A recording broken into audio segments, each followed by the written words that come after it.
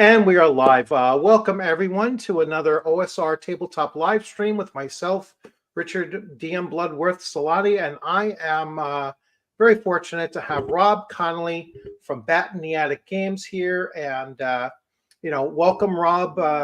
Now, I'm just going to let everybody know, like, the first time that I really became aware of Rob as a creator and someone who is running games is that we share at least one con in common, one convention. We both go to ShireCon, usually in some place in Connecticut, right near the New York border. That's why I always go. And I had missed actually, saying hello to Rob or introducing myself to Rob last year, because every time I looked for him, he was always so immersed in running a game that I was like, I'm not going to interrupt him while he's running a game. And I was. Well, you should have stayed around for the second one. They solved that an hour early. What the second? The afterwards. Well, actually, it was the third one. Yeah, Saturday afternoon. The party was on the ball, and they resolved the situation that they were dealing with. Only took an hour and a half out of a 4-hour slot to do really? Yeah, pretty impressive.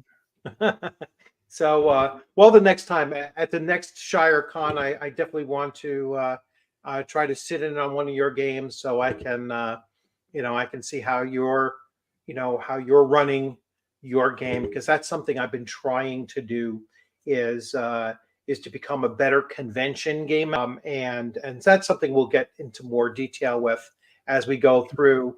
But the other thing I wanted to bring up, and I will put up the little welcome banner here, is that you're the creator of the Majestic Fantasy RPG. Yes. So let's hear a little bit about what is the Majestic Fantasy RPG. Well, I just have the basic rules out for now, and there's bits and pieces of the full system out on my website. So basically, when I started out in the 2000 wanting to publish settings, and also I wanted to publish some adventures I had, like Scourge. I eventually did one, Scourge of the Demon Wolf. And however, the point, I mostly used GURPS back then. And, GURPS doesn't have a third-party license. And, it wasn't that popular. At least the people who would be interested in my stuff, they were more interested in using classic D&D or whatever the current edition of it at the time. So, so I started playtesting my stuff using Swords and Wizardry, my Matt Finch, and I added a few house rules, and then that came out my first product, which was the Majestic Waterlands, and I didn't stop there. And so when I released this in 2009, and I didn't stop there, and I went to conventions, kept playtesting stuff, kept adding rules. And then around 2015, I realized, holy crap, I have my own system here. I could publish it. And I also learned, and this is really the reason why I'm publishing it. Otherwise, I would just share everything and say, here, download this. But not so much for online sales, but for game stores, it's hard to sell supplemental stuff, settings and adventure, without having a core rule book around. People want to buy the rules you're writing for. And I tried, and Matt Finch, when he was by himself, and then he was with Frog Gods, and now he's Matt Finch, which back to working by himself. He tried to help, but it just wasn't cost effective. He couldn't.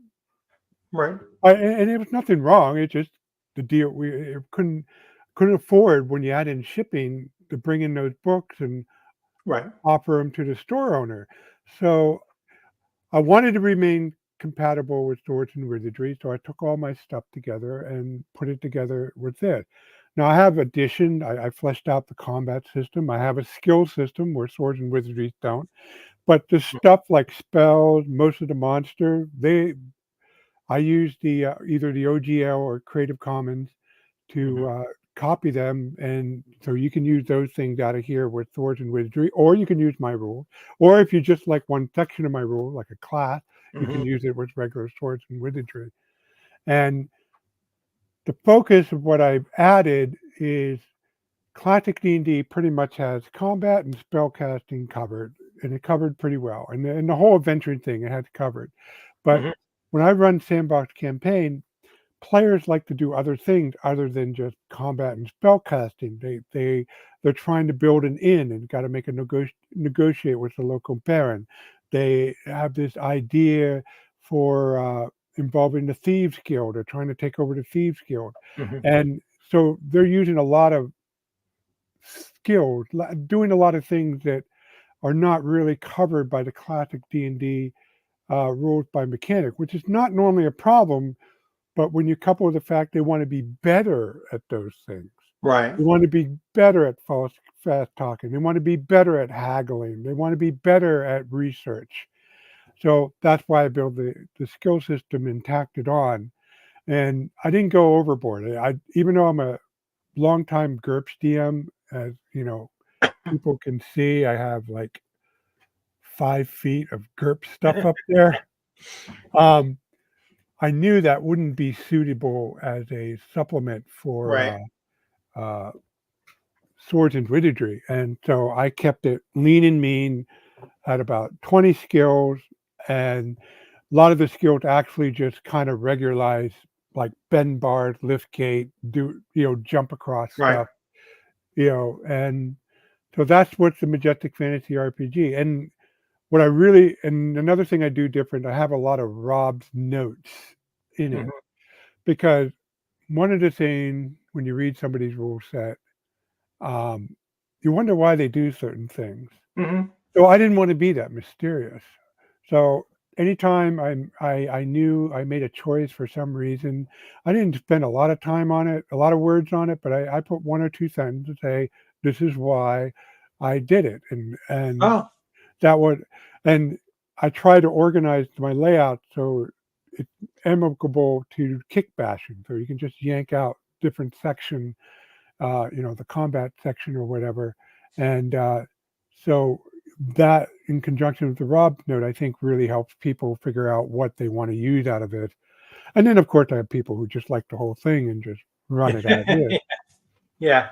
I'm very much like that too. I mean, I like to have, the book and the PDF in hand, so I can, really take it apart and look at the various aspects and much like you said, taking pieces from here and there and from various systems, sometimes and whatever's going to work at your table, and make, I like to make life easier, so it's but the other reason why, I backed your Kickstarter, and I will put up that little banner as well. So which one, though?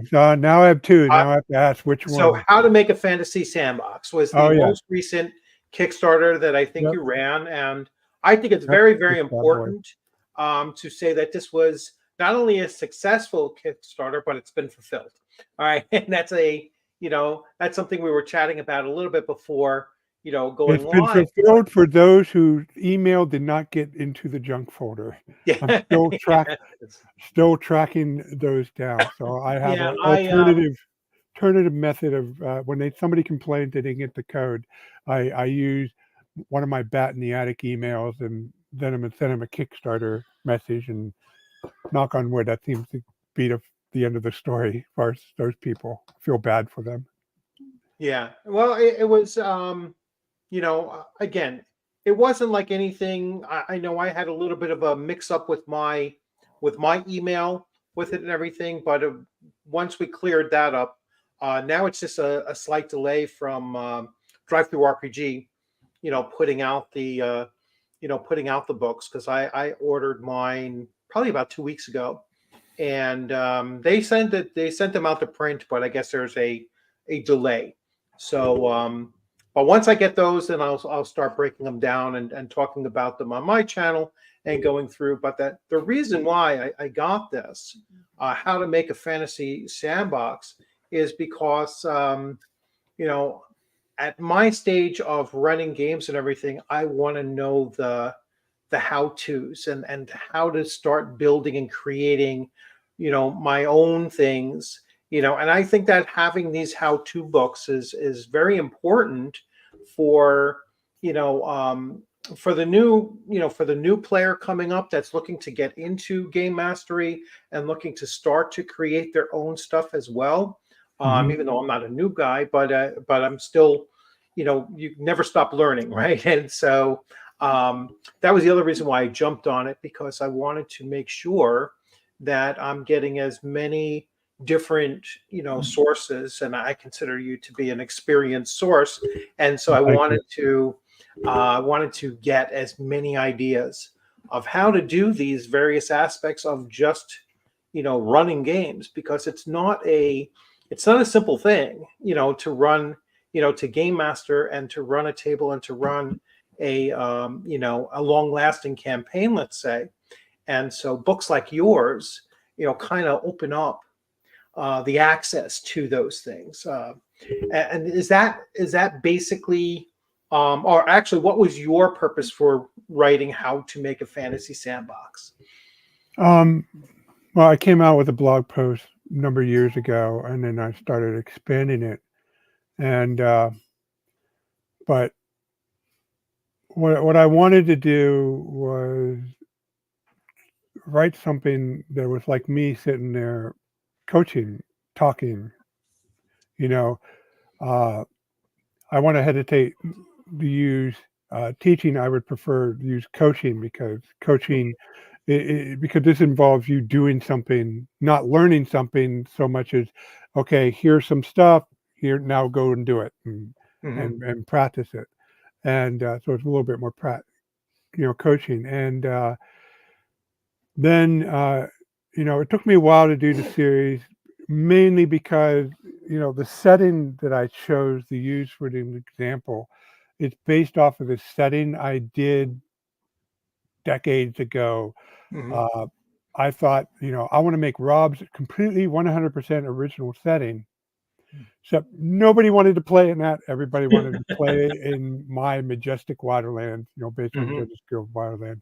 And so it just, I got this old beat up folder with all this stuff in it.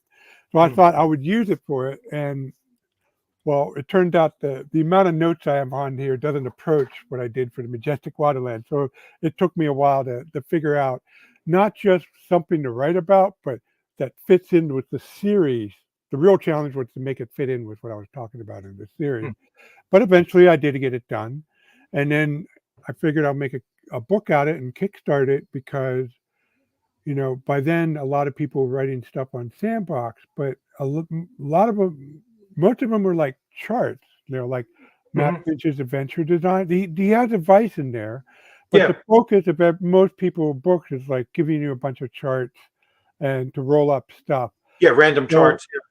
And I kind of stayed away from that in the book. I do my stuff, like I said, is more conversational, more coaching. And I figured that would be a good approach, because you could take my book and Matt Finch's adventure design, or Red Tide, or any of the other Sandbox books out there. There are a lot of charts, and you can use this alongside that. Right. Because in here I say, use whatever charts that you find inspiring, but this is the broad view. This is the overview. The 30 or so steps, 33 steps that will, if you apply these 33 steps, you will have something that you feel that should cover all the bases you need for the first few months of your campaign. Yeah, cool. Now, this is the only one that I have in hardcover right now. So this is the Isle of Payade. Is that how you say it? Payade, yes. Payade. All right. And so this is basically taking what you just said and kind of showing how that comes together, correct? Right. That's taking the example setting is here and turning it into, because I heard people tell me that they like it. They like this little island setting that I made. So rather than, have to wait on discussions of air circulation, demographics, and random encounter tables. I took all the setting details and put them in the book. Threw it in one book. Yeah. Yeah, as Which you I can was see, reading it just should ahead of be time. far more useful to use. Yes. And now how does Blackmarsh tie into this? Okay, so it doesn't. Okay. This Blackmarsh. How can I illustrate it? Blackmarsh. See if I can show you this.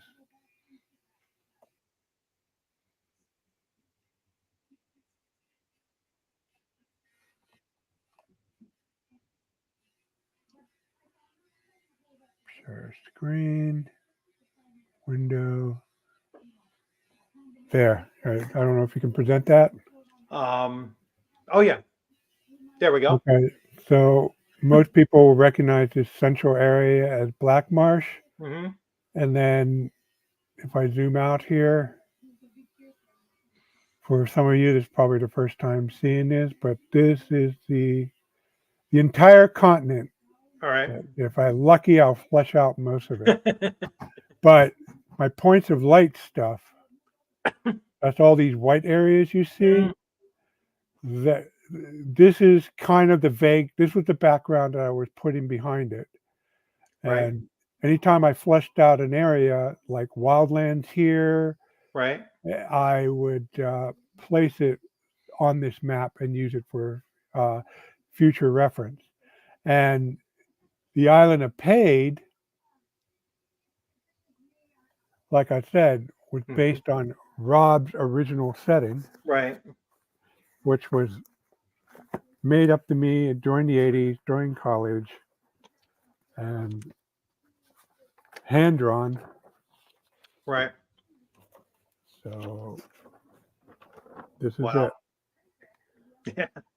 And then I have one more. Actually, two more, but the second one's a lot smaller. So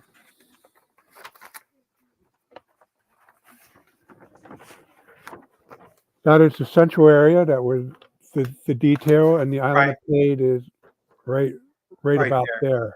Wow, it's a beautiful map. Thank you. Yeah. And I scanned it, so it's in the a high-res digital copy of this. Right. It's in there. But what I did is, you saw those hexes, those 30-mile hexes. I was using Greyhound, and I had about 36 of these, and I lost them all except for this one. Oh boy. So when I was thinking of it, this is what. So I was looking at this. I got to use it at least one. Yeah. So I decided to use this for the how to make a fantasy sandbox. Yes, but, and that's the same one that's in this book, though, as well. Yep. Yeah, that is the same one. Yeah, it's the same one.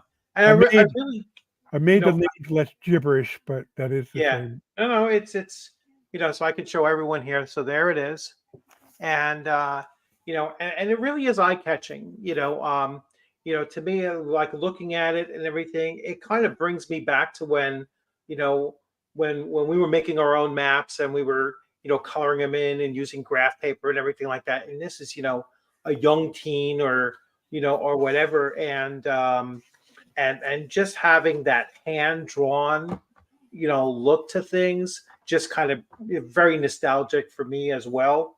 But the unfinished regional map, the 30 miles per hex is also in there. Obviously not the full thing, but the book is beautiful. I mean, thank you. The way that the things are laid out and everything like that. Once I get everything in hand, I will start showing these off and using the PDF to show and everything so everyone can see it. But I'm really just can't wait to complete the set and have it all on my on my shelf to refer to and to even use to start creating my own some of my own settings and stuff like that, because that's something I've always struggled with, is creating my own setting, especially mapping. Oh my god, I just don't know what's the best program or whatever just to do mapping, because I have no artistic ability whatsoever. So Well, I don't to me is generally hand publish my hand drawn stuff because I think I shading in stuff. I mhm, don't. It's kind of rough, and my ink work I'm pretty happy with, but my shading in stuff yeah. I'm not happy with. But as far as use in Black Marsh and the island of Payad, I did find a location to put this in the Kingdom of Isle, All right. and so within the next couple years, I will be publishing probably a Black Marsh size Oh, cool. supplement that will contain the Majestic Fantasy Realm version of this, which will be pretty close. Yeah. But so but the Kingdom of basically the instead of the in here, I believe it's the Empire of Po that Hmm. it's Yeah. going that one of the antagonists in here, and there it's going to be the Ochre Empire, which if people remember it from my stuff is the evil empire of my setting is dominated by the Church of Sarath, the god of war, dragons, and order. Cool. I'm going to put up a little comment here because I guess this is referring to Black Marsh. So Joe the lawyer hates the name. Joe So- the lawyer came up with Piade. oh, Piade. All right. So it's Piade that he came up with. Yeah. So yeah. And I've actually He didn't like the original name I used in the blog post, which was Pyal, and said we got to come up with a different name, and we came up with Piade and or Piade, and uh, and then Greg, who's a member of Random Party Generator, start calling it a sports drink. So okay, and that's some group that you have there, right? So Eric and Joe the lawyer and yourself and I Tim. don't catch it as often because Eric does it like every 8 o'clock, every practically every weeknight. So it's hard to keep up with it. But Random Party Generator is what, once a week though? That's on Friday Once night? every other week. Oh, every other week, Friday nights. Yeah, about Um, twice. It's okay. So it's no more than twice a month, but it's every 2 weeks. And okay. then if it's a 5 week month, then we just have it skip 2 weeks instead of one, then restart. Oh, Flint. Okay, the original name. Yes, Joe hated the original name, Pyal. Yeah. So Pie hole. It sounds almost like pie. Piall. Yeah. It sounds like pie hole, like shut your pie hole. so There was he came up with a list and said, "Okay, Joe, you convinced me." um so so let's talk about now so running at conventions. Like I said, we have crossed paths at conventions or whatnot, and we do share at least one convention that we go to in so for you, what is there a difference between running a game at a convention as opposed to your home game? Um, well, it has to be the right scenario. Hmm. It has to be something that can be run in an afternoon, 4 hours, basically. Right. Um, and generally, they are more focused than what my home campaign. My home campaign, I run a sandbox, and Hmm. players are free to do whatever they want. Now, Right. they have goals, they have stuff that happened to them. So beyond, and then when I start the campaign, yes, I use character background, brief ones, but players know where they start out in the world, so they have something that they can start figuring out right away. And but it can be a lot of action one week and a lot of talking the next week. But with the convention ones, I sometimes occasionally I will see a situation and say, yanked out, given a suitable lead, so to speak. Mhm. This can be done by the average group in 4 hours. Right. So Scourge of the Demon Wolf, You're hired by the Baron.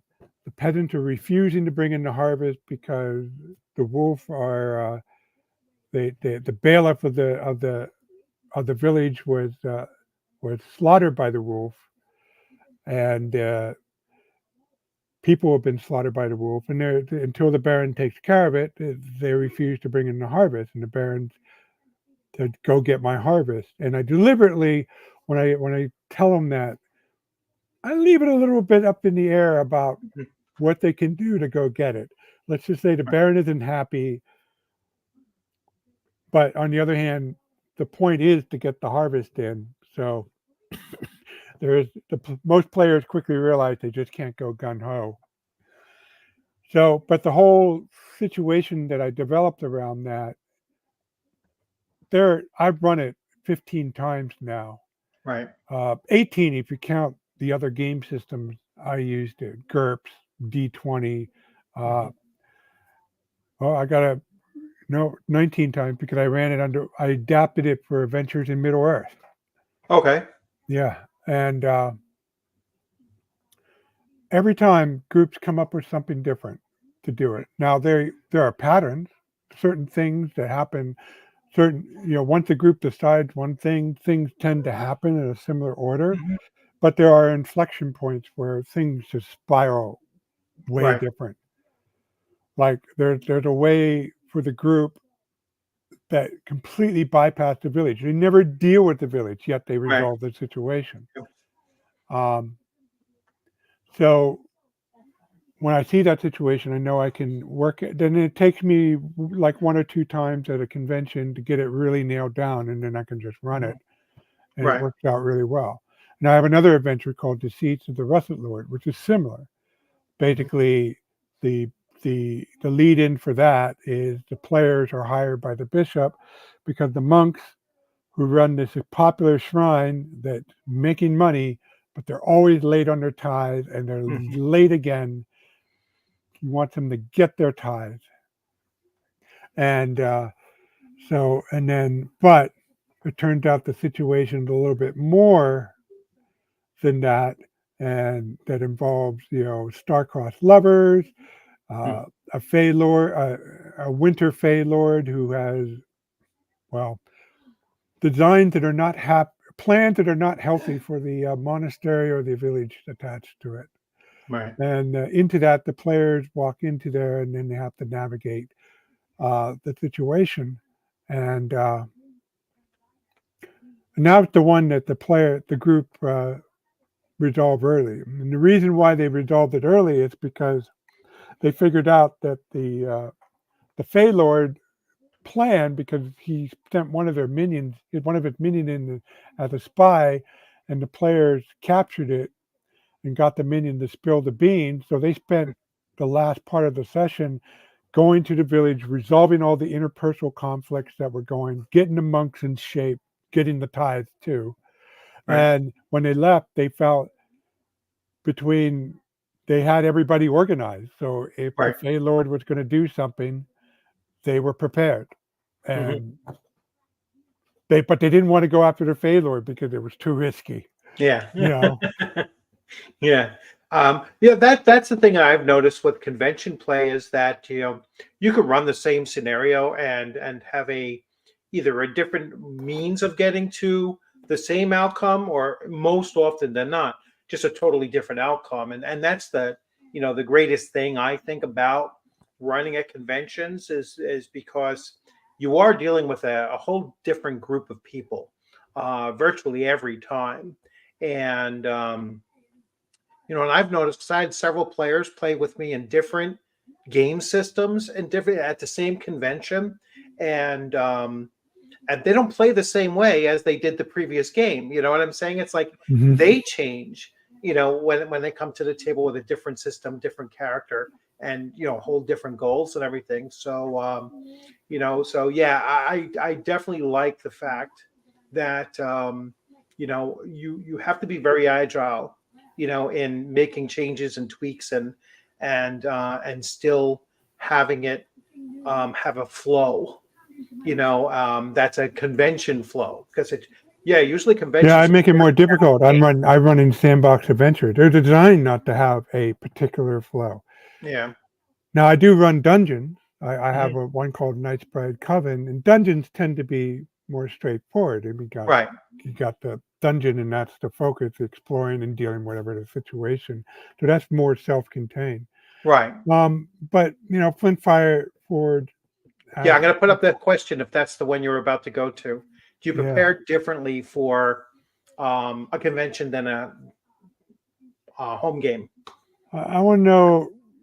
Well, I'm more meticulous in my preparation, and I'll explain what I can actually have some concrete tips. First of all,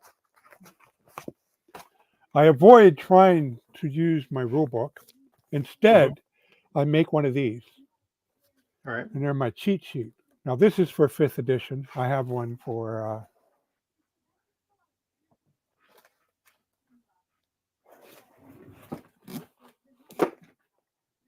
oh, it's up there. That's my, I want to get that one. That's more relevant to this group.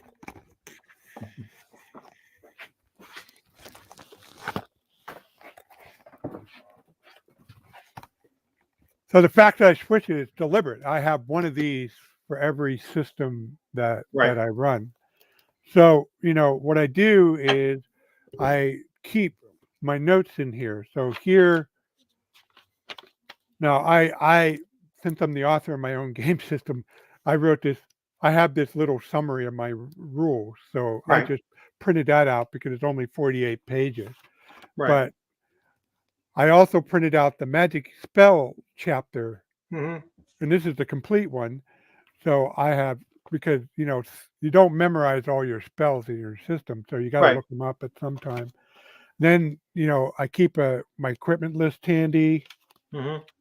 I have.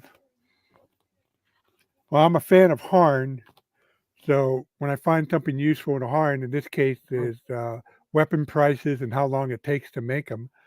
That's handy when. That'd be really useful and transportable to other systems as well. Yeah. Yeah, you can buy this Columbia Games. It's called the Weapon Crafter. It's like an 8-page article, and they sell their stuff. Then they sell the books, which you can see there, but they sell the individual articles too. So you can go and buy the PDF and just get this if that's all you're interested in. Potions and elixirs, that comes up a fair amount. And also, I have a more detailed, more expansive price list. Magic item creation, that comes up later in my campaign. Right. Because I have magic shops. And then finally, I have my favorite name chart is from Dragon 49. So I made a little digest-sized version there. And then I do stuff like, well, this is for my Majestic Wildland, so I keep a little map there. Plus, I have these pockets, some handy graph paper, a pouch. Right. But yeah, you do that. The other thing I do, so whatever system you do, you want to make the bare minimum reference. Anything you need to look up without actually, because I know game authors try, and some of them write really well, but they're all too verbose sometimes. They use way more words than necessary. Right. So you cut it down and just stick it in there. Then the other thing I do, to have an outline of the adventure, but I also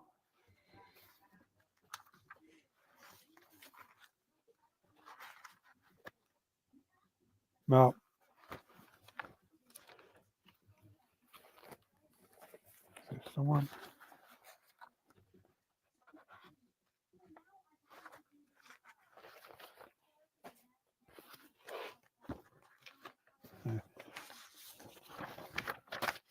I will print out all the NPCs and monsters I'm using. Now the only one I have handy is 5th edition. I buried, but whether it's Adventures in Middle Earth, 5th edition, GURPS, my Majestic Fantasy rules, Swords and Wizardry, I will make a print out all the monster stats, staple together, and I'm gonna have them right there without having to flip through the text. Right. And also, I'll have a outline of the adventure as a memory aid, Right. Right. and Right. I'll keep the actual text of the adventure handy as well. But that most of the time, I can just look at the outline and oh, okay, I remember that. Yeah. Yeah. And if I might as well, to Flint, I do something very, very similar. Although I don't have like a binder. I come with a folder, and I have all my handouts in there, and I have the pre-gen characters. I've been going back and forth with that, whether to have them create characters at the table or just hand out pre-gens. And really, system, depends on the system, I think. And I'll ask you that question too. Have you, what is your preferred, whether to use pre-gen or to have them create at the table? Well, I've been talked into pre-gen for ShireCon, and it's because I had a gap of 2 years, or Hmm. not this last ShireCon, but the previous one, since I've been at a convention because of COVID. I was a little nervous, so I went with pre-gen. Hmm. But I don't know. I'll think our players roll up their characters next time because I got a system for it, Right. and just point out. So what I do, this is not a rule book. Right. This is a binder. I will hand them the character sheet,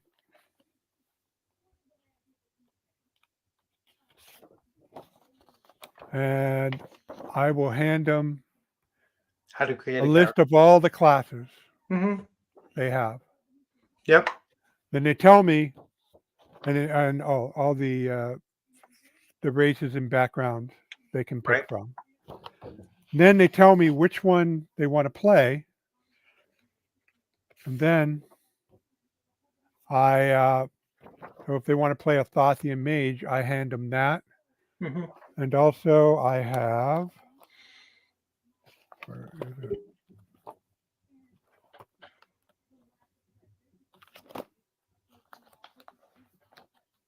Ah, I have a general purpose list. I could see there's the Right. steps. Whoops, there's the steps plus common information, and then the equipment list. Right. Yeah, and I do Yeah. something very similar. Um, like Oh, with one more thing. If you go ahead. do equipment list, still provide the equipment list, but what you want to do is you want to take from 5e, regardless Mhm. of the system, and have packs. Okay. Yeah. Give them like adventure packs. Right, And they, and it's an absolute time saver. yeah. Well, Now, Castles and Crusades does the same thing. A lot of them do that. I think Shadow Dark has packs as well. They have little adventure packets that the characters can take, and they're a pre-selected number of equipment items that they can have in their inventory at the start. Usually, choose one weapon, choose one secondary weapon, and then here are, your torches, your iron spikes, your 10-foot pole, kind of thing, and usually one kind of armor or whatever. So I use pre-gens at conventions for the sake of time, unless to learn to play the session. Yeah, and I do the same thing. I've found that certain systems are better to have them at least create a very simple character. But like I was saying before we actually came on, because I was talking about Weird Frontiers, and there I give them a character sheet and I give them what the character classes are, but I limit the number of character classes because it can't, that's a very complicated game. So for convention, you want to kind of tighten that down, So I'll use like a gambler, a gunslinger, a sin eater, and a hellbilly, which is kind of like you have your melee, you have your trickster, you have your healer type, and basically your four core, let's say, and it still takes the players about a half an hour to create that. to create that character. But um, in hindsight, because it is a kind of a very dangerous system, I'm saying it's like a pretty, especially in convention play, it's pretty easy to die in that game in convention play, and so I probably would back that up with some pre-gens in case I a character recommend that. dies. Have a But stable pre-gen, so if yeah, a player yeah, but dies, there's they can continue yeah. on. Other systems, they're like Shadow Dark is such an easy system that you can either have them do it, but the pre-gens that come along with it are awesome, and so they work really well, to include. Um, but yeah, so I'm kind of on the fence of which is better. I think it comes down to system. If you have a system that's going to be too complicated, like Conan 2D20, you cannot roll a character at that table. It'll take you an hour and 15 minutes, to Mm. fully flesh out a character. And that's even if you were using the online, to create the character on the spot. That is just so much better to just hand them a pre-gen and go along with that. So That would be my experience if I was using GURPS. But with this in the 5e version, I was able to get character creation right. down to 20 minutes. Yeah, which again at a convention when you're slotted for 4 hours, that's kind of reasonable. But I would Not a definitely back, 3-hour slot. Not yeah, that middle slot at yeah, Shiricon or morning slot at Shiricon. Got yeah, 3 hours. You got to make every minute count on that one. yeah. So there I would use the pre-gen if you only had a 3 hour slot because it's just too much time could be spent on creating characters, especially if they die and then you have to recreate another one. That's just not something I would do either. So let's see. Always use pre-gens. Hey King, GURPS. I've recently become a GURPS fan. Yeah, and what are they up to? Fourth edition GURPS?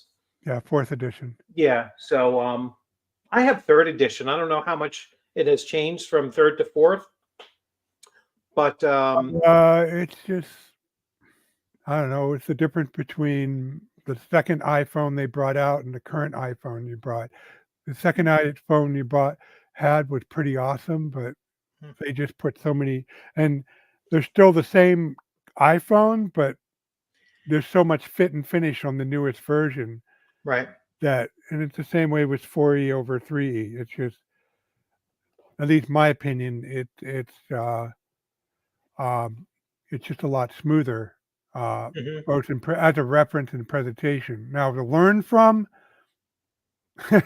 Oh, probably not. no, it's Yeah. still it's they GURPS kind of lost, even in third edition. GURPS kind of lost that. I mean, the best edition to learn GURPS off of them is still this version, second edition box set. Second edition. Yeah. You That's know, because I say the same thing about Dungeons and Dragons. I think that D&D BECME is probably the best, you know, yeah, it's probably the best system to use to teach new players, uh, new role players in general, but just new players for D&D as well.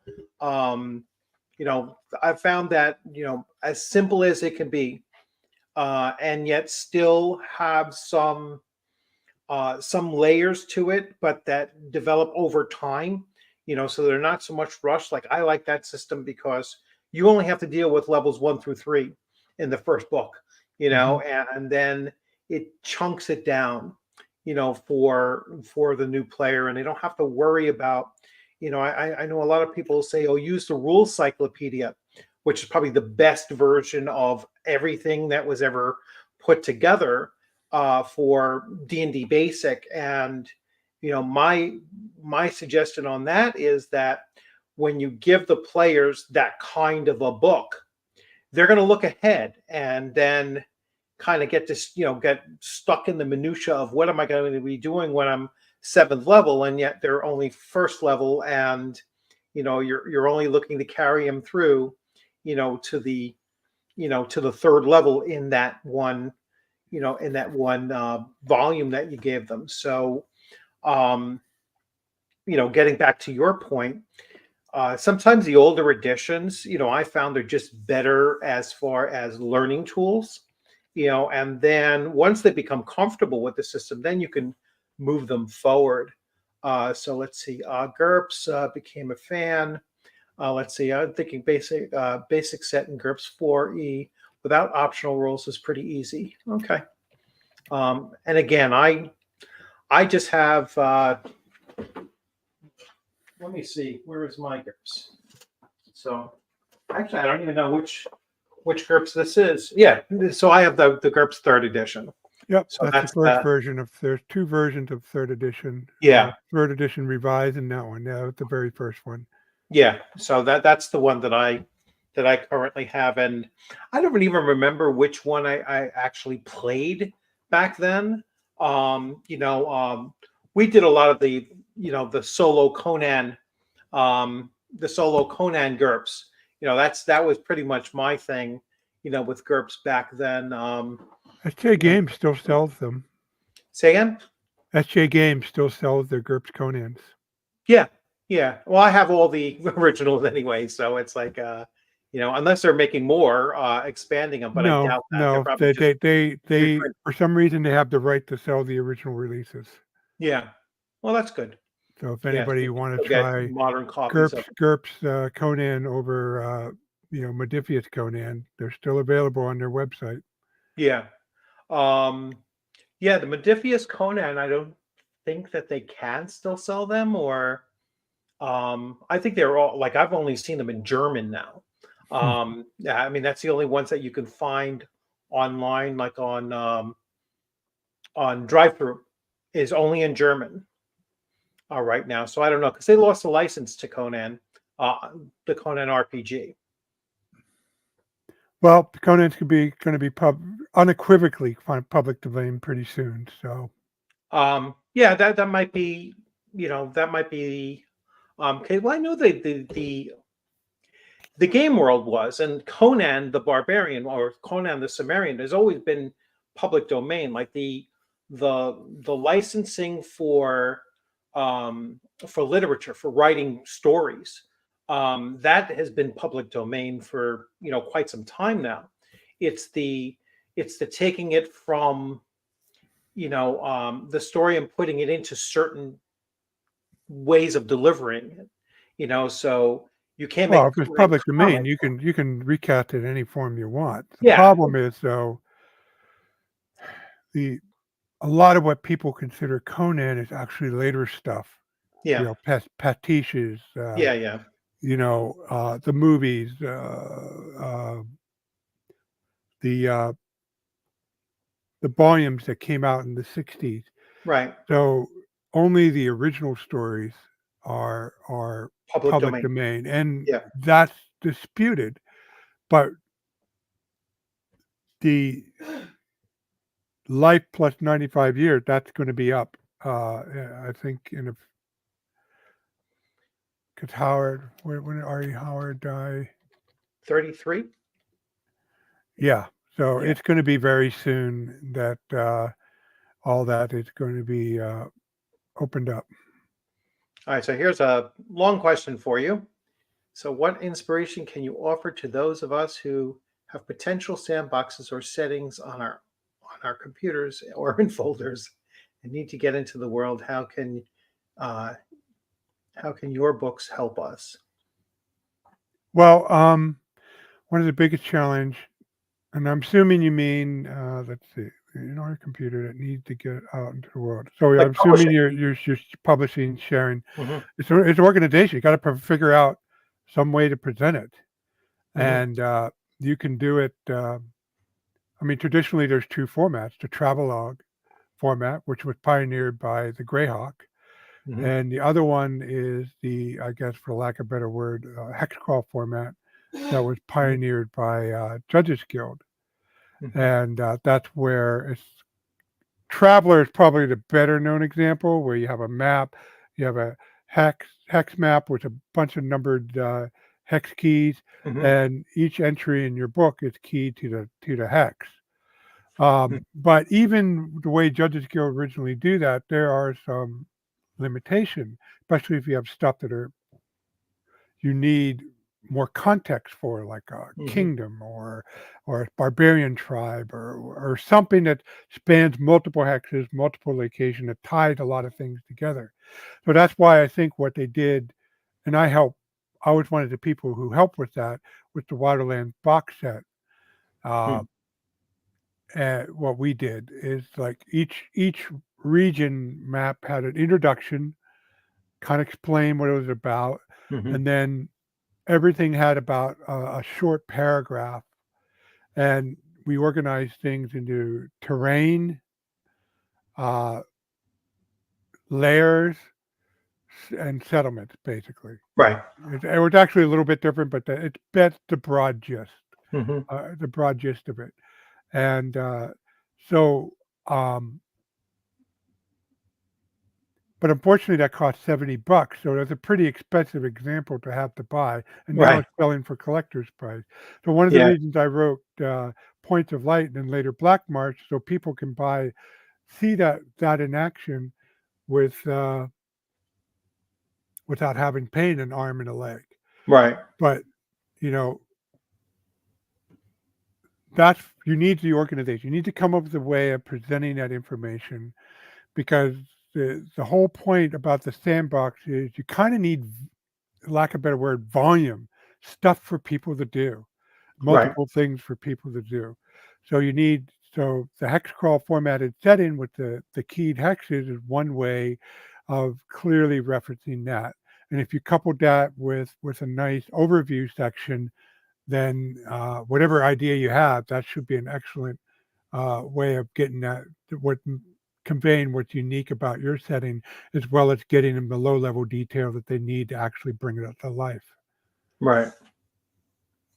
So, like, would you recommend, like, if you're looking to create a hex crawl kind of experience, where your hexes are starting off like a complete blank slate, or do you have the world kind of developed already around it, and then just the scenarios that they encounter is what is really almost randomized, or so as they enter into a hex, you already know before they enter in, all right, this is going to be a hilly forest hex, and so you're not doing it all on the fly, correct? No, no, you're doing part of it on the fly. Right. So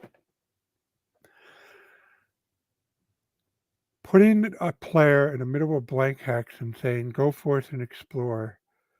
There have been successful campaigns, Hmm. but they're niche. It's a niche taste. Hmm.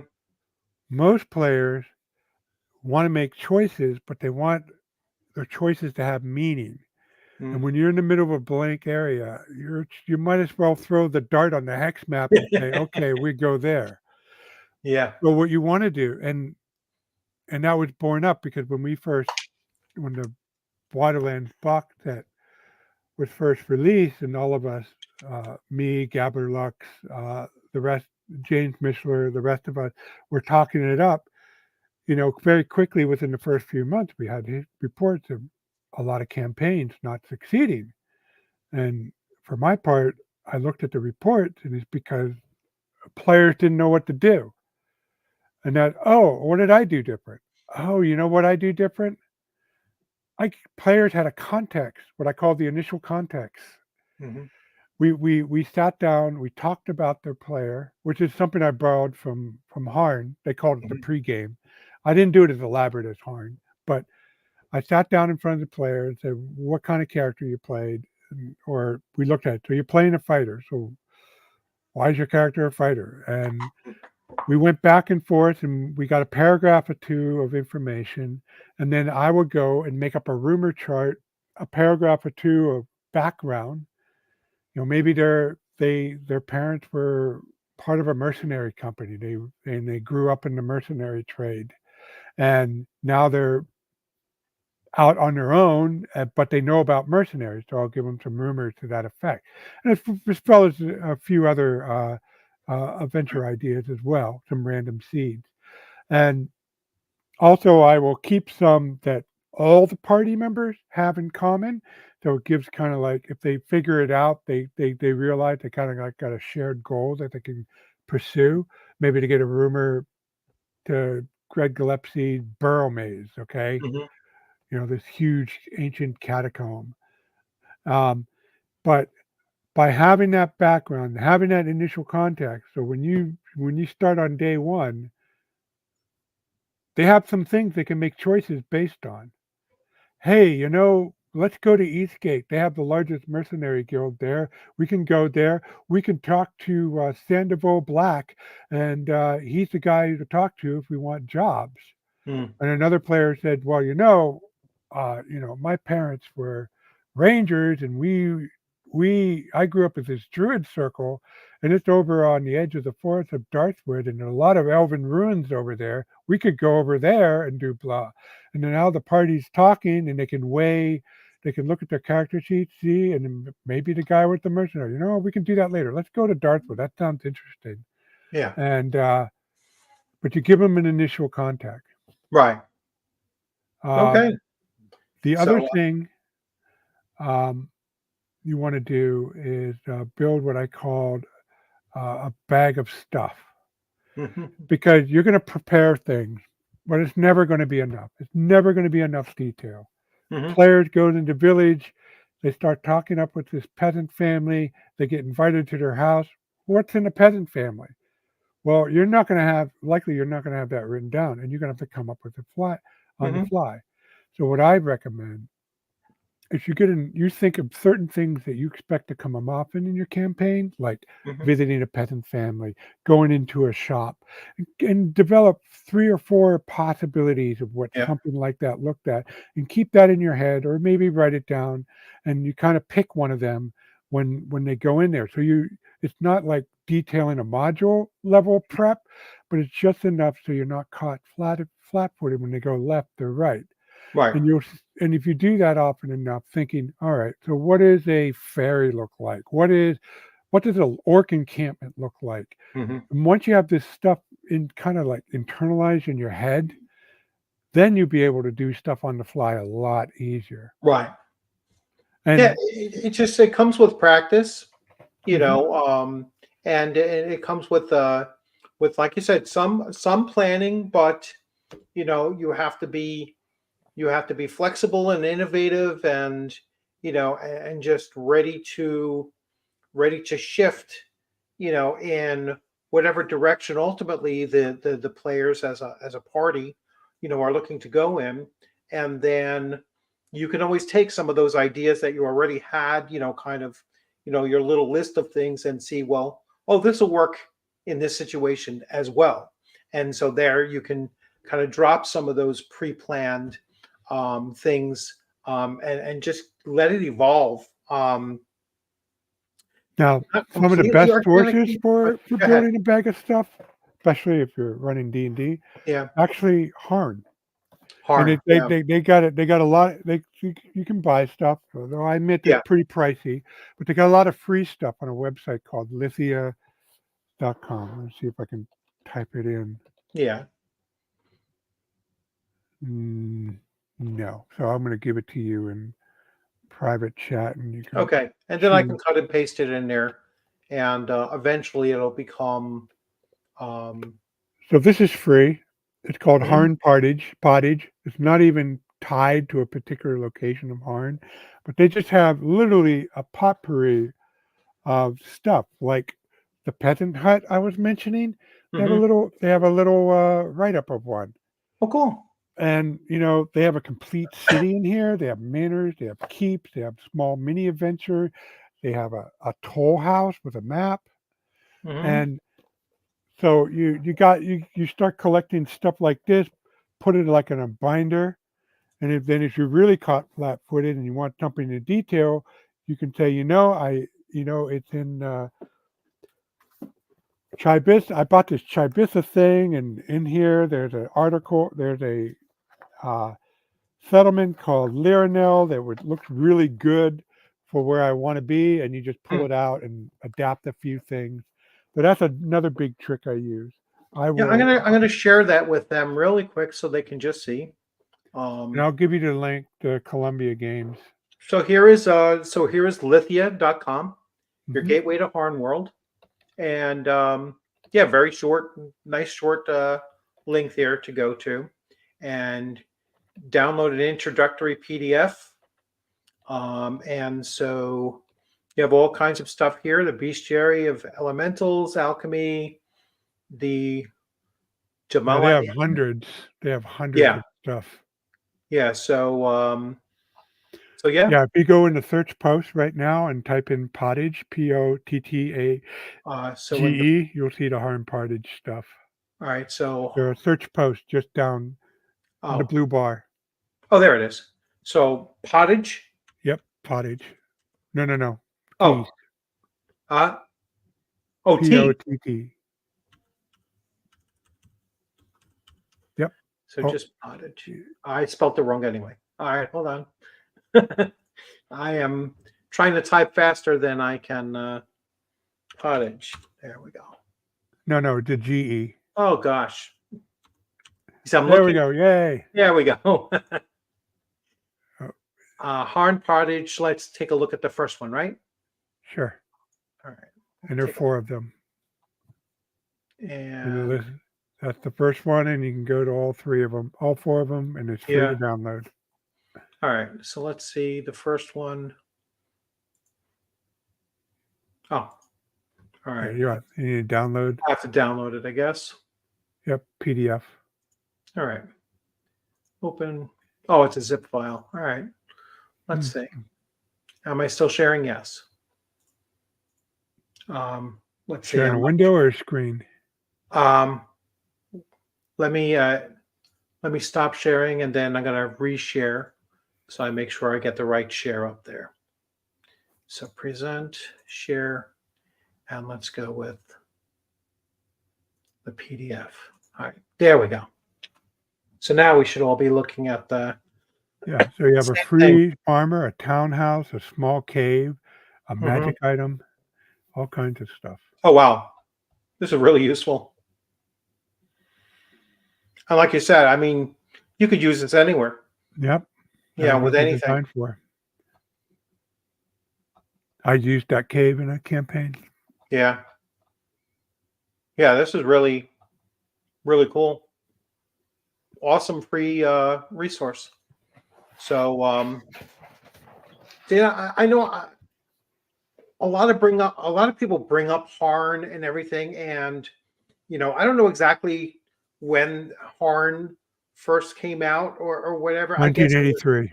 the 83. So it was in that mid 80s, and my particular player group, even though we played a lot of different games and we ran a lot of different games, sometimes dozens, during that time frame, we kind of got uh, based on genre, we kind of got locked into certain games, so we only dabbled outside of those, but we really stuck to the same 6 or 7 games within the various genres. So I if we were was the doing same way. fantasy, we were doing Dungeons and Dragons. If we were doing sci-fi, we were doing Star Frontiers. If we were doing, the only one that we bounced around a little bit with was superhero games, where we Well, what tried. was your system for superhero? Eventually, it was just villains and vigilantes. That was my, Wow. my personal favorite. I Champion tried forever.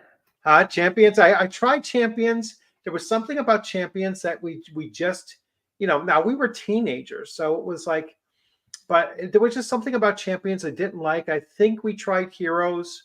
Um, you know, um, there was another one too around that same time, but we loved villains and vigilantes. All right, second edition, primarily. Um, I mean, there was only Call of Cthulhu that was, in that genre. That was it. You know, I mean, there might have been other games out there, but we weren't aware of it at all. Um, we tried.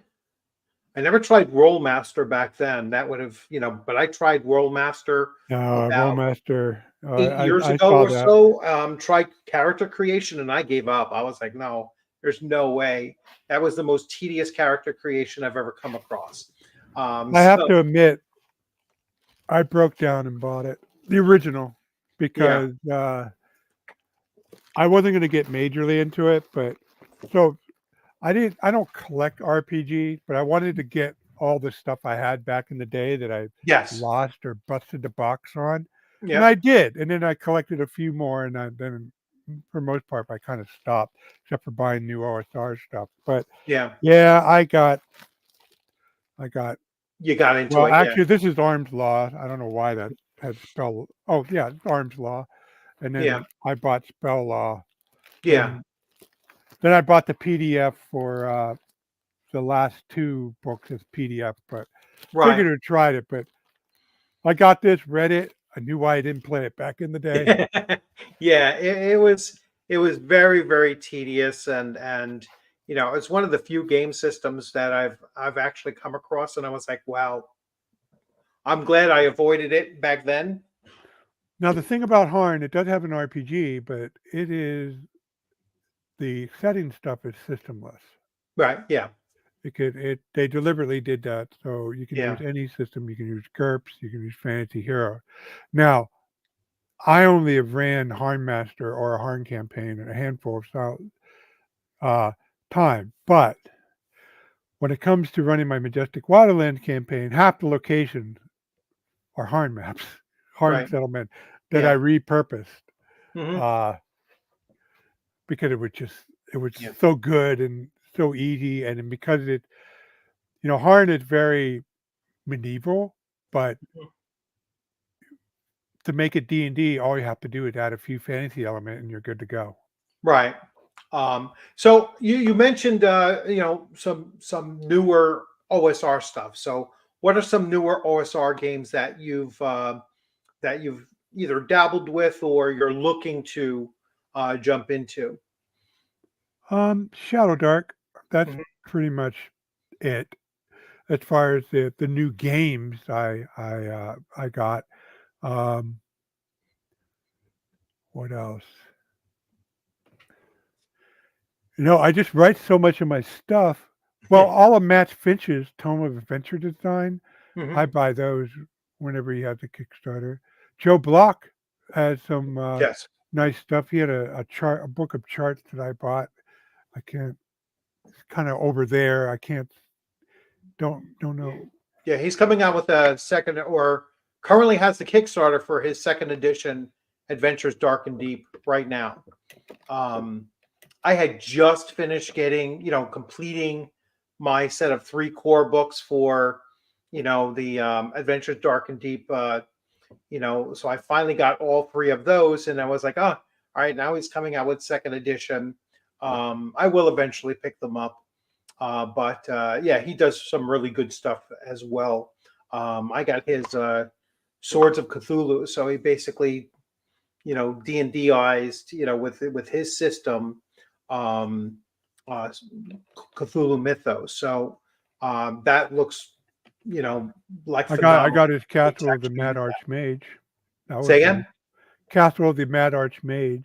Yes, That I was have nice. that as well. I actually, I got a couple of his things. Like I ran this in my in my Castles and Crusades campaign was Brick Bart's Circus, because they were dealing with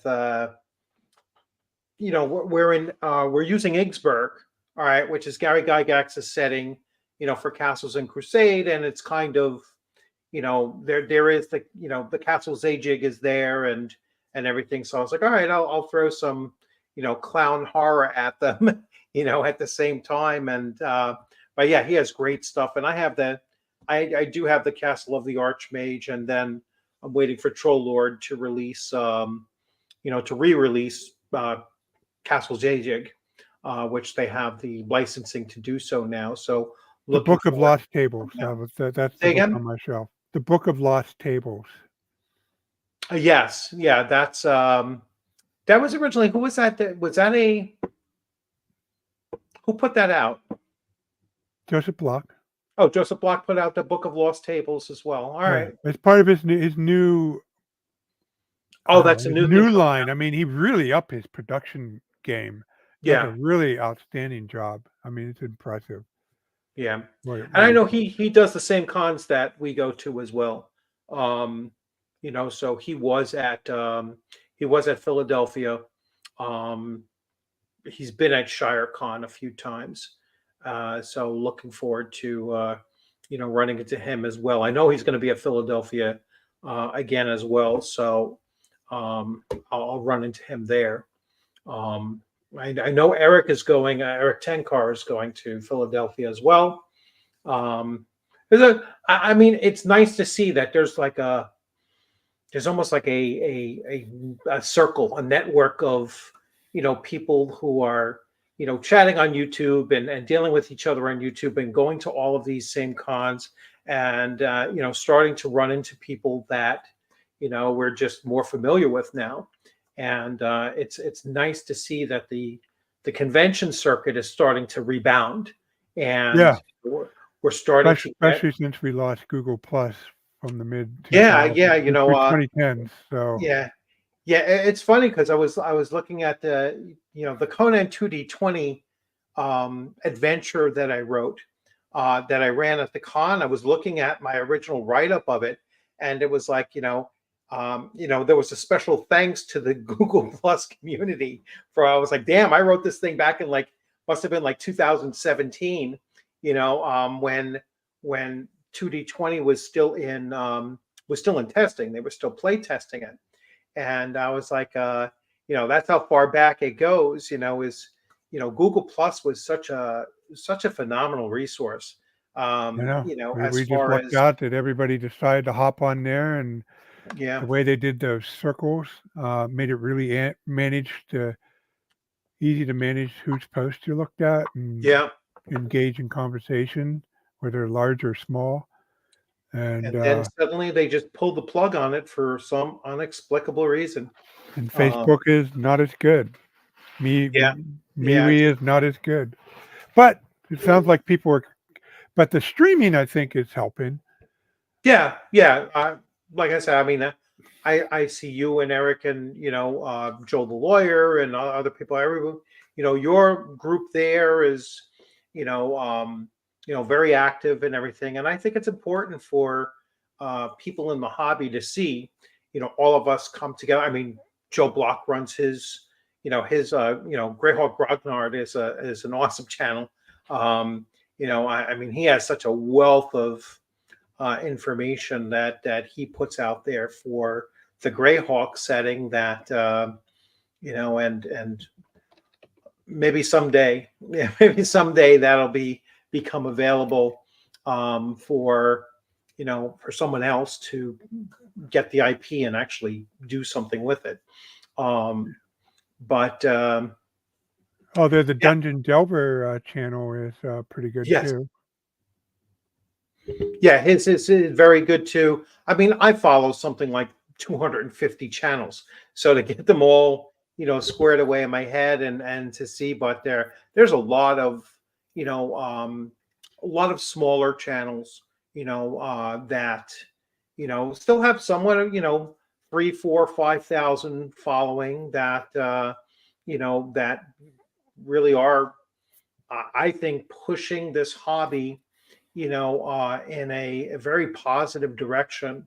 And especially in our little, East Coast, Northeast Coast area, because the Midwest has always had it, always had that big contingent to it. And it's nice to see it starting to grow a little bit here in, New York, Connecticut, Pennsylvania, Massachusetts, just, Jersey, and just get some kind of a big convention push, let's say. Not large conventions, but a lot of small to mid-sized conventions. I think that's ideal. My ideal look for it is I like smaller to mid-sized conventions over massive ones. Yeah, ShireCon is the last 2 years of ShireCon has been a lot Yeah, of fun for me. I haven't been to a Gen Con since 1985. I went to Gen Con 18. That was Hmm. my last one. But I've been to like the Jacob Javits Center for Comic Cons, and just too overwhelming, too huge. So I like the, like I I said, went to Rising Penzic. Phoenix. Say again? I went to Penzic. Uh, That is the society, the biggest society of creative anachronism uh, gathering, and they're only a half. They hold it every year in August. It's a half mile south, or not a half mile, but a half an hour south of me. The only problem is they don't like they don't. It's not. It's open for anybody to attend. It's not open to the public to visit. So if you go there, you have to attend, and oh, that's a bit of a chore, and it's gotten huge. It's crazy. It's like a pop town, a medieval town of 20,000 people. wow. Yeah, it's so big. I mean, when I was there, it was in the late '80s, early '90s, and and with the amount of people who were there was like a haze over the entire camp, and there was a smoky haze at night. There's virtually no electric lights, all fire lit by candles and firelight. It's just unbelievable. But Yeah, go there now. Wow. I mean, that would be. I know the best spots are always taken by those who've been there, going there for decades, because right. where they now moved over to where it used to be the overflow area, and it's out in the baking sun. Yeah. So anyway, I mean, it's good to see that these cons are starting to pop up, and they're growing to, decent sized cons without getting too big. And yeah, hopefully ShireCon is, at least the 150, 200 or so. I think that Tom was looking for, and I said Rising Phoenix was 600, and it still didn't feel like it was that large of a con because the facilities really cater to, I would call that a mid-sized con, that you don't feel like it. It still feels kind of, you know um, comfortable. Let's say, getting back to, you know getting back to the comment here. The older I get, you know, the less I like crowds, kind of idea. It's you know too many people sometimes just messes the experience up. You don't feel like you're as connected to it. So let me ask you now. So what is your next project that you'll be working on? Well, I showed a little bit of earlier, but it's going to Right. be the into the Majestic Fantasy realm. All right. A lot And of so people have been bugging me about it, and now it's on my plate. and I and got what's your like projection of when? uh hopefully in by the middle of summer and August. Kind of Oh, like my how to make a fantasy sandbox around that time, just before ShireCon. I'll have the okay, cool. Kickstarter, and but the I got 3 out of the 4 maps done. They're Hmm. going to be a 12-inch by 18-inch map. I have. It looks like I put them away. Let's see if I have an example.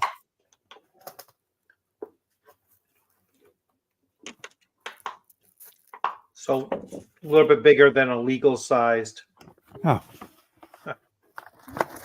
so it will be about this size. About that. Yeah.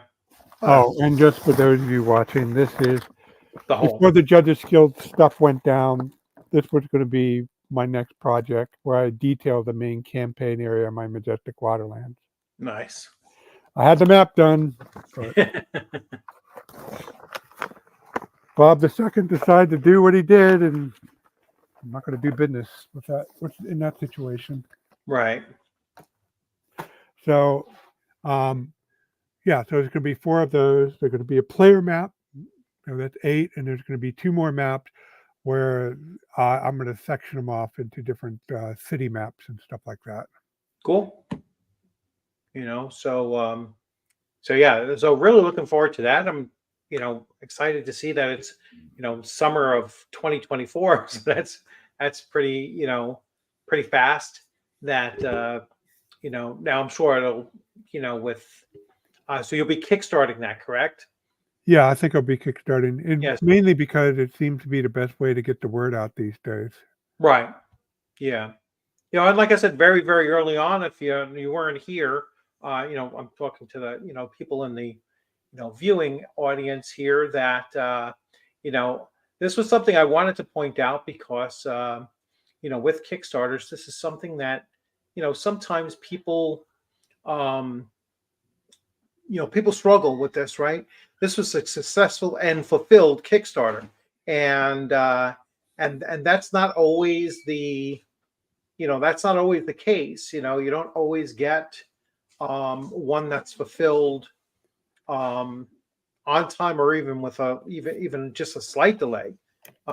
Sometimes you get ones that linger for months and months, or even longer. Yeah, yeah, we far west, you know, we have example, or unfortunately the city state Kickstarter, which I tried to help. Hmm. I Let's see. I don't understand. I mean, it just, you have Kickstarter projects and some of them drag so long, and I'm not sure what the hang up anymore. I mean, even if your original plan doesn't pan out, you could always get them thumping.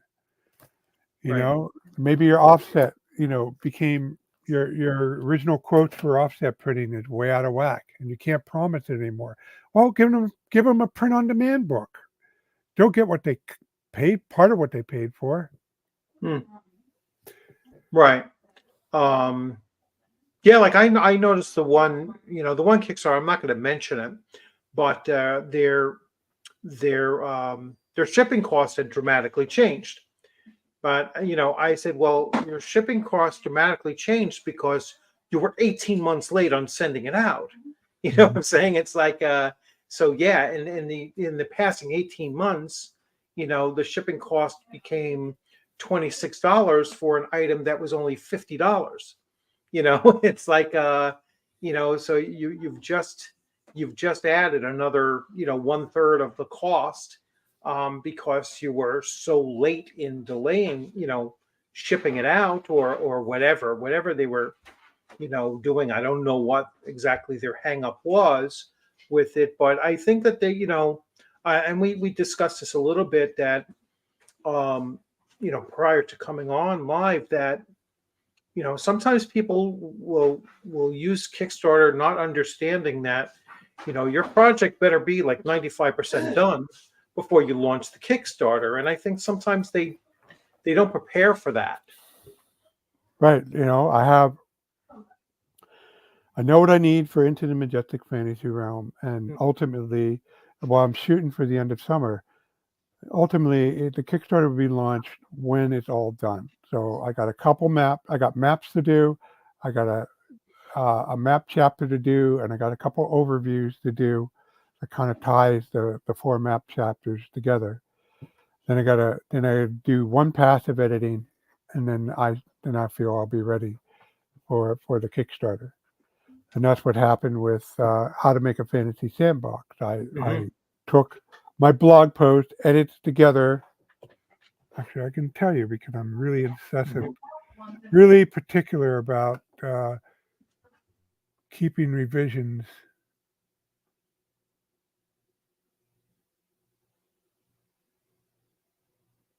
I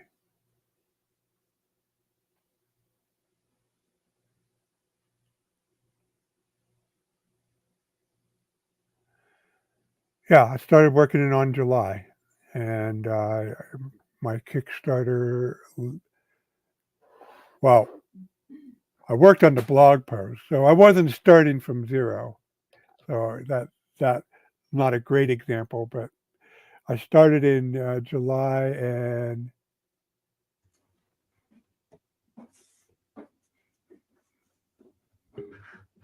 scrolling through my.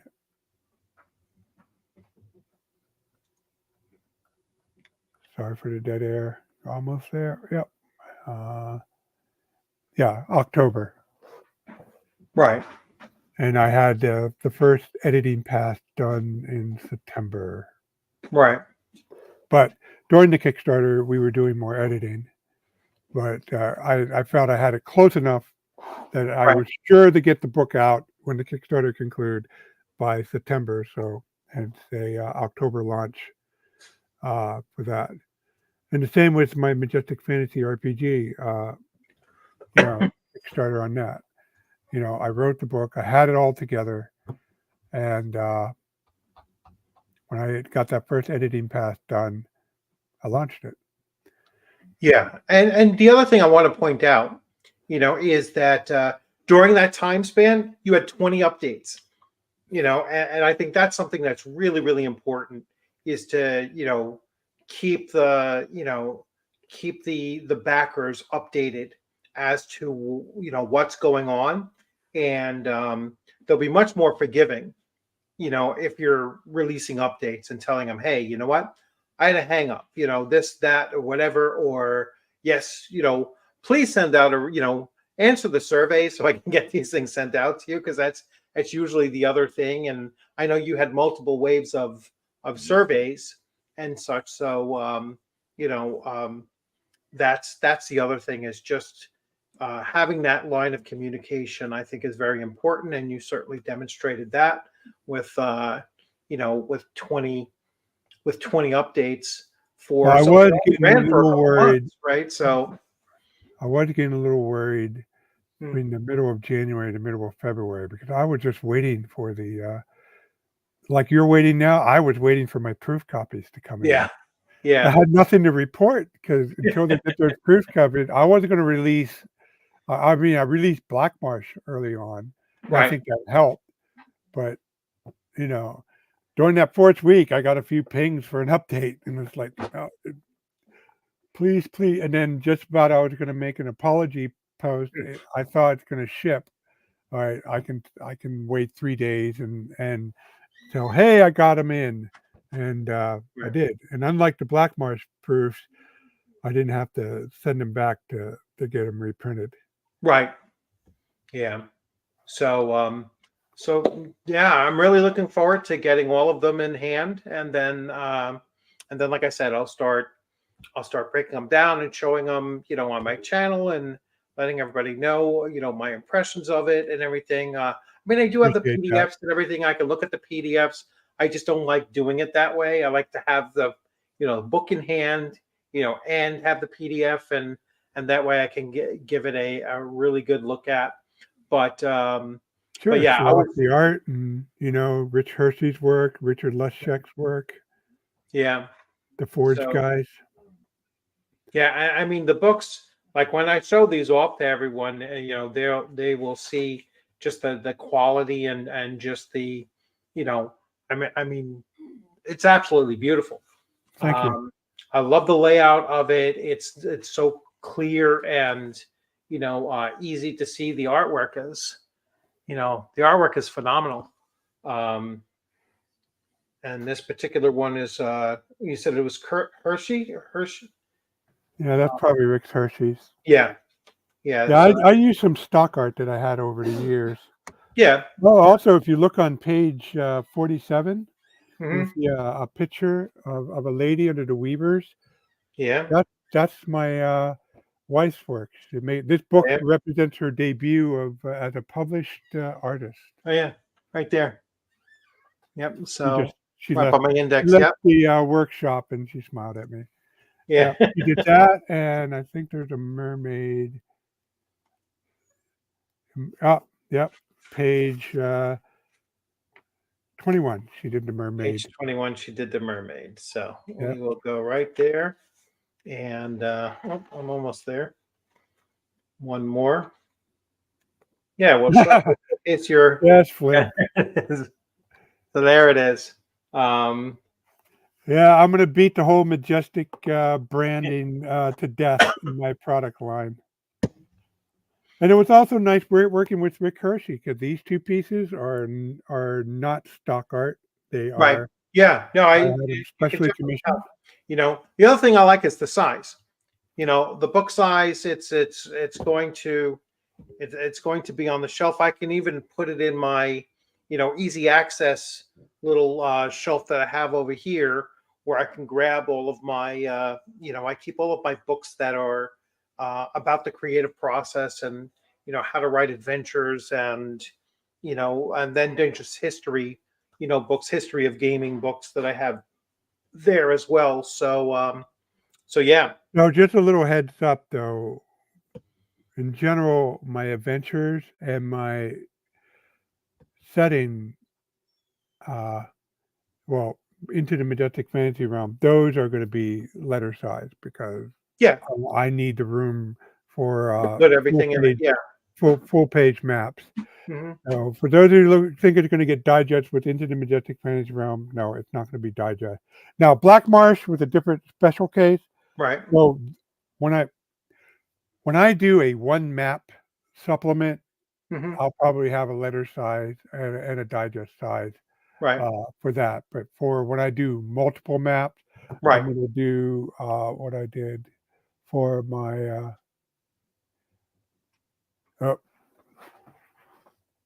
we did a major spring cleaning, so I don't know where anything is at the moment. But yeah, my Wildlands books were. Oh, there we go.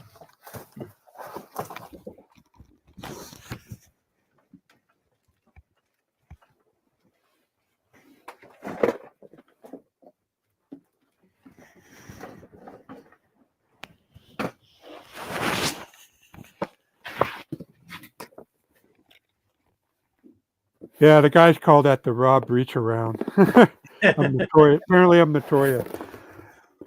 So, yeah, they'll be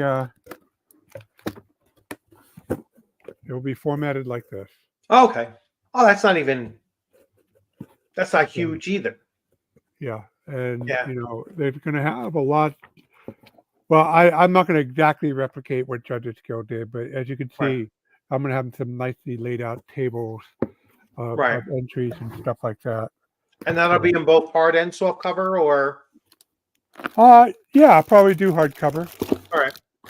And actually, I have a good example of what the map size is going to be. So now, this was what I was doing for Judges Guild. So every Judges Guild map I had to do in 2 halves because that's what the original size were. Right. Right. Right. But for Into the Majestic Fantasy realm, the borders aren't going to be as thick, but Right. this is the side. That The the one, whole map will two, be three, on. 4, and then in addition, there's probably going to be one where I shrink it down, and you can see them all at once. But it's Right. more like to get a general sense Uh of huh. the whole thing. Yeah. And another reason is each of these maps cost 60 cents to print. The Hmm. problem is to make this map pack worth buying, you got to have a bunch of these. So I Hmm. have to have at least 10 of these sheets in there before the shipping. Uh, even though the at cost is going to be very low, it's going to be like Right. $6. Right. Uh, but the shipping is going to be real killer unless I pack 10 or 12 maps. Now I was able to do Right. that with the Waterlands easy enough, but I had to think long and hard because I'm only starting out with 4 maps designed to be 12 inches by 18 inches to begin with. Right. But I figured players, set of 4 players, set of 4 referee map with everything, Hmm. overview, and 3 or 4 sheets of town maps. Hmm. So they're full color, that nice glossy paper. Right. Wow, I'm really looking forward to that. Yeah. Um, yeah. So And I very, hope very. it inspires people to make um, their own similar product. They say, "Oh, Rob could do that. He has a map. He has a guidebook. I can write my own. I don't have to worry about and I can pioneer the way for the logistic for that kind of thing." Right. Yeah, Todd. Black Marsh is letter size. Yeah. You could even say it was majestic. Yes.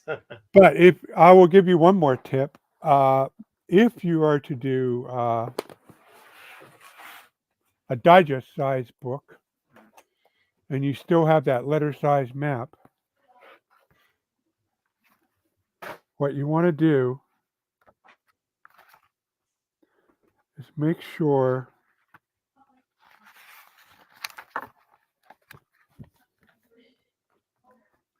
If you can see that, you can notice I Hmm. don't dive, even though I'm diving into there, you can see the X in that layer there and Right. there. I deliberately expanded it, okay? And Right. so that you're not losing, you don't have to pry and break the part together. Right. Right. The binding. Yeah. And to my shame, I didn't do that for one map in the Island of Paid. I didn't do the town map like that Mm. because I foolishly thought, well, first of all, did that map years ago before I started doing that. But that's an excuse. I could probably made it work. But really, the reason I didn't try harder is because all the references are over here. You're not Yeah. losing any of the references. And I figured they'll be okay with the JPEG. But then I had a handful of people complain, and it's legit. I'm not, but you can see what happens when you don't do that. It's just not a nice. Yeah. What page is that on? Between 48 and 50. Oh, I just spotted it. But the important part, the reference here, you see all those numbers clearly. Oh yeah. But I should have worked at this more and tried to maybe scrunch it because I got a lot of water over here. I could have moved this border over and got that half inch of overlap that I needed. Yeah. I don't see there's not a big deal, to be honest with you. I mean, I'm looking at it. The only thing you get is this misalignment of the wall, right? That's supposed to be closed off, and there's a word after town, town area, or that's the one thing I can't read out is what it says after town. Town But of Mikvah. huh? I think it's town of Mikvah. Oh, so it's town of yeah. I After, can't after see that, town. but it's not even necessary. Um, you could see everything else. You could see all the numbering. You can see, virtually everything else. But hey, So next time I won't make that mistake. yeah, it's well that's the issue you're saying with the using the digest size is that you sometimes you have to make compromises with the mapping and that kind of thing. Right. So anyway, But I did so, take advantage of standard color, even though the book is not a color layout.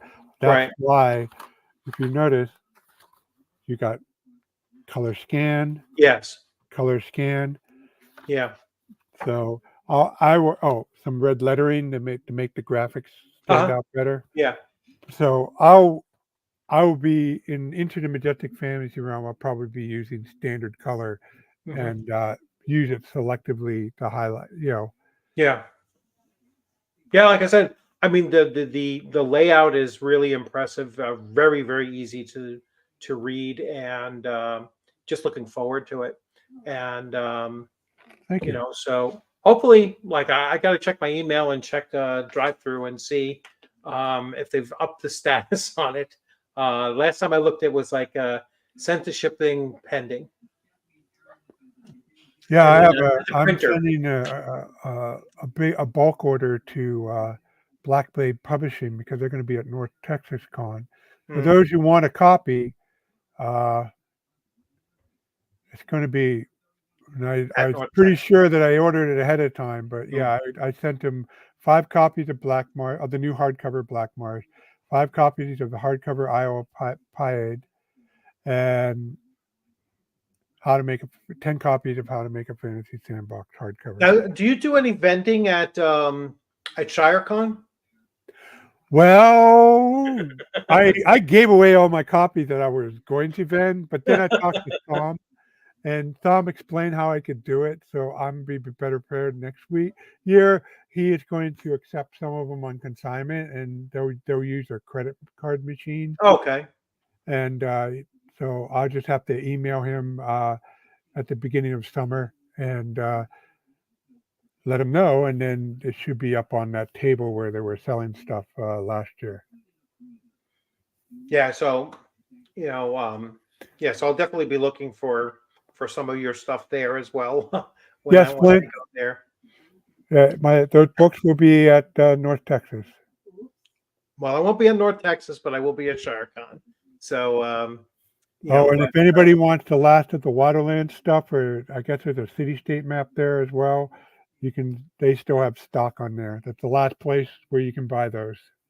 okay, all right, and all right. So I am looking forward to actually meeting you for the first time now at in person at ShireCon. Should be So fun. we both will be there, and I definitely want to sit in on one of your games. So I'll have to take a look and see.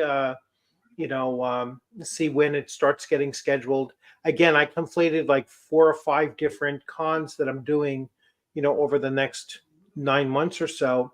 And so I forget when Tom said he was going to open it up for people signing in, the badge, not the badge sales. He's already done that, but signing up.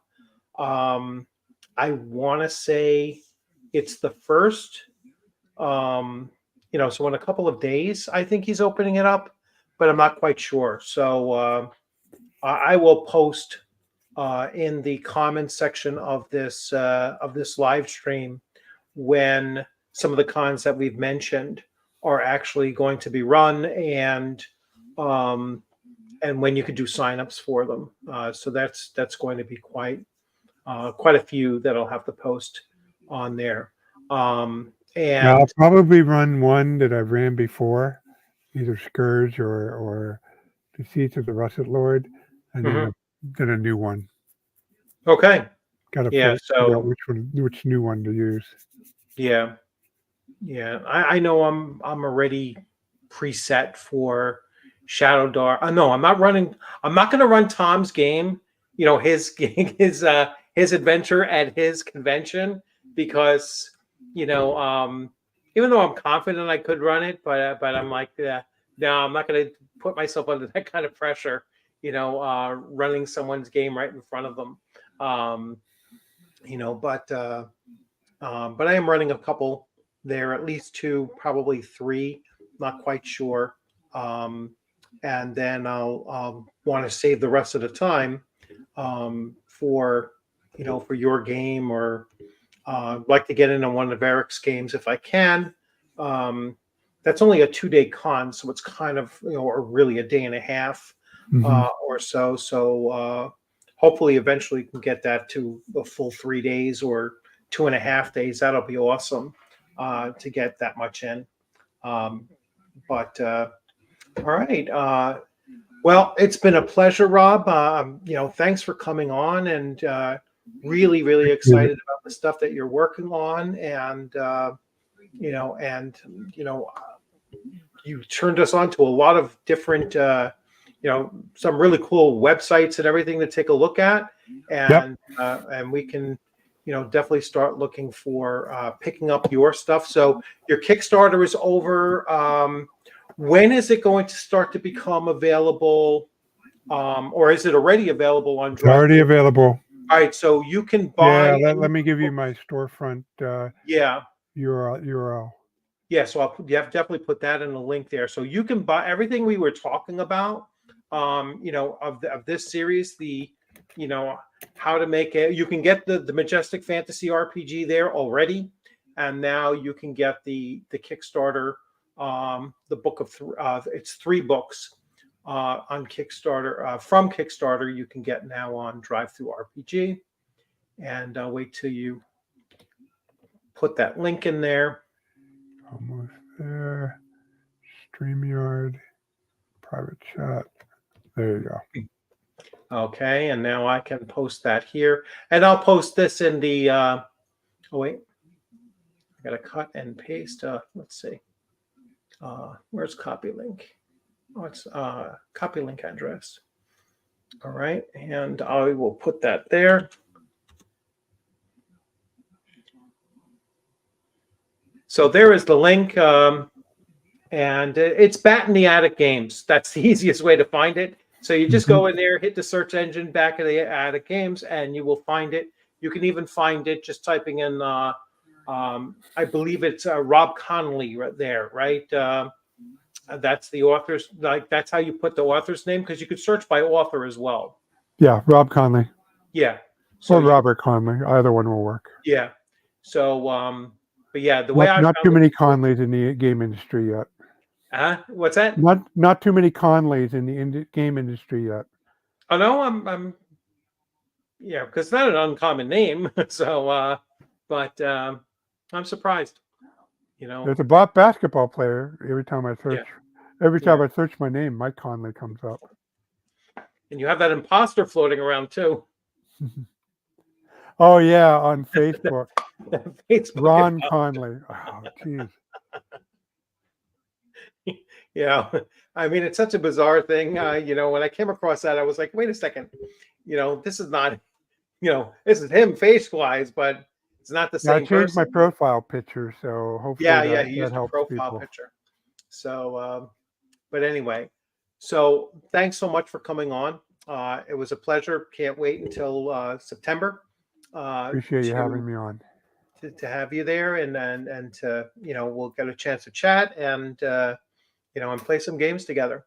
So Okay. everyone that was in the chat, thanks for coming on in, and I hope you enjoyed it. And you all have a great upcoming week. I know the weather's supposed to be phenomenal this upcoming week, at least here in New York. I don't know about elsewhere, but it's supposed to be like 80 degrees tomorrow and sunny, so it'll be nice. So and last one, great chat. Yep, thank you, Flint, for your questions and comments and everything along the way. And yes, lots of inspiration in this one. So really looking forward to when I can start posting the stuff in the comments section after this thing fully uploads and everything. So you'll get all those links and everything once we're all done. All right, going to wrap it up here.